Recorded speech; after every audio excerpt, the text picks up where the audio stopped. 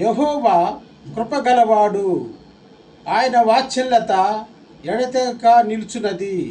కనుక మనము నిర్మూలనము కాకున్న వారము.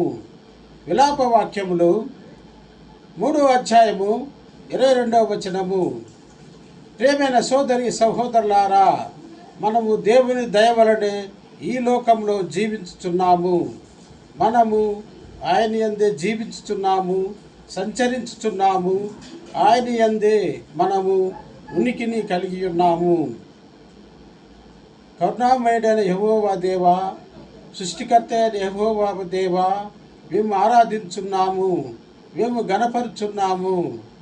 ప్రభువా, మీ కరుణగల హస్తములు చాచి మమ్మల్ని దీవించండి.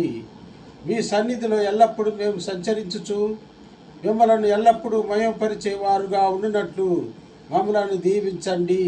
ఆమెన్.